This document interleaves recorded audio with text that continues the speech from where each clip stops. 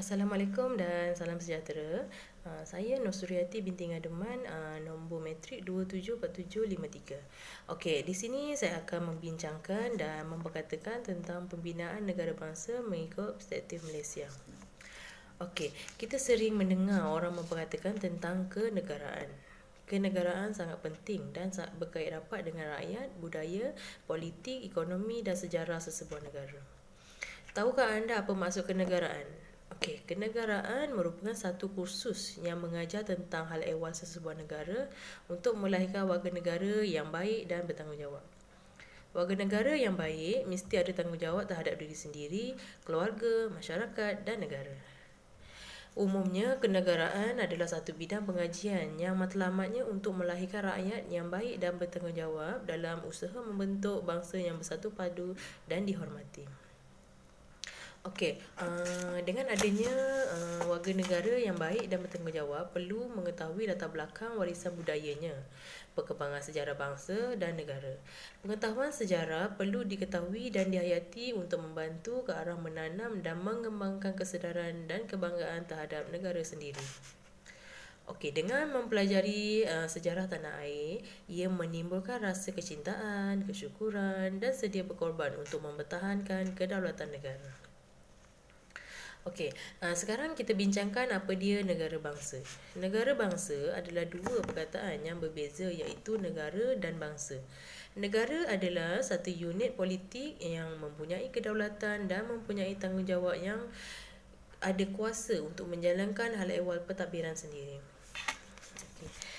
Terdapat 4 elemen yang penting yang mesti ada dalam menentukan kewujudan sesebuah negara, iaitu yang pertama, kawasan yang tertentu mempunyai sepadan yang jelas, ada penduduk, lepas tu terdapat sebuah kerajaan yang sah memerintah, dan yang terakhir, kerajaan itu mestilah berkesan dalam menjalankan pemerintahannya.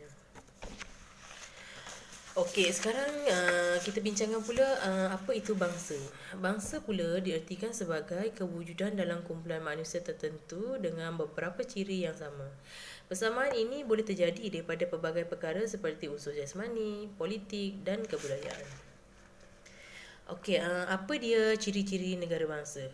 Ciri-ciri negara bangsa ada 3, iaitu ciri yang pertama, masyarakat yang tinggal di situ hidup dalam bersatu padu tanpa dipisahkan oleh fahaman perkauman yang sempit seperti kedaerahan, kepercayaan, bahasa, budaya, pekerjaan dan tempat tinggal yang boleh membawa kepada perpecahan.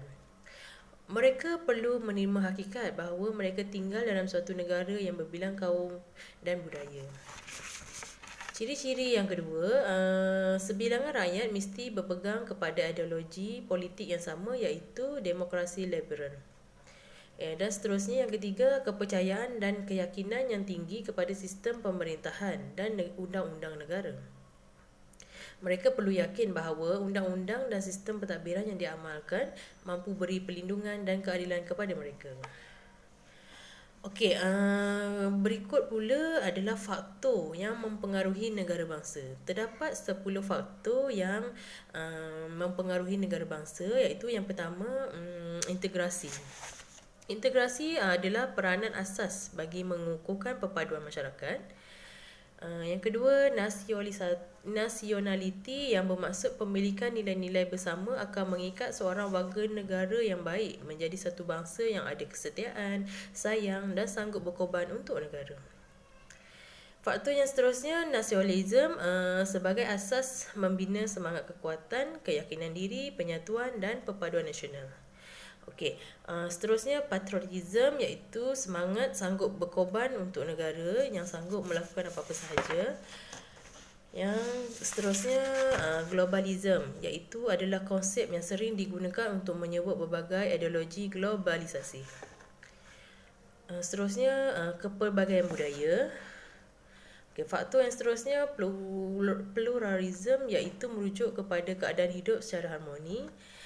Seterusnya, liberalisme, kebebasan individu sebagai nilai politik tertinggi. Seterusnya, neofundalisme iaitu sistem konservatif berkaitan pemerintah. Dan seterusnya, demokrasi pula ialah kekuasaan rakyat. Okey, kesimpulannya di sini kita boleh simpulkan bahawa membina sebuah negara bangsa yang sempurna bukanlah tugas mudah, apatah lagi bagi sebuah negara seperti Malaysia. Dengan kepelbagaian kaum serta etnik dari latar sejarah, bahasa dan budaya yang berbeza serta dipekukuhkan oleh sentimen warisan berbeza menyumbang kepada munculnya persoalan dan masalah yang kompleks. Ibarat sebuah resepi masakan, sebuah negara bangsa bukanlah sekadar pelengkap rasa tapi merupakan bahan utama bagi menghasilkan satu masakan yang bukan sekadar enak dan lazat, malah menyihatkan. Di sebalik kesukaran dan pelbagai alasan yang memungkinkan kegagalan mencapainya, ia sebenarnya sesuatu yang tidak mustahil untuk dikecapi. Melalui pengalaman sejarah yang disalurkan secara sistematik, khususnya melalui sektor pendidikan,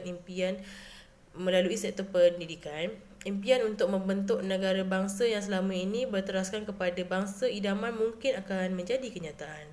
Sejarah dan pendidikan berupaya menjadi alat bagi mencapai matlamat tersebut, seterusnya membentuk bangsa Malaysia yang mempunyai jati diri dan kesetiaan yang tidak berbelah bagi terhadap negara. Justru itu, jika ia berjaya dikecapi, maka benarlah pandangan sastrawan, sejarawan terkenal atau Mawick yang mengungkapkan masyarakat manusia memang memerlukan sejarah. Masyarakat kita yang canggih hari ini memerlukan banyak sejarah. Kita semua sentiasa memandang kepada sejarah, sentiasa membuat pengadilan kepada sejarah silam. Jika sebaliknya berlaku, kita akan berdepan dengan hakikat untuk menelan pandangan Ghosh Santayana yang menegaskan manusia yang tidak belajar dari sejarah akan mengulangi kesilapan yang sama berulang kali. Okey, sekian sahaja perbincangan saya. Sekian, terima kasih.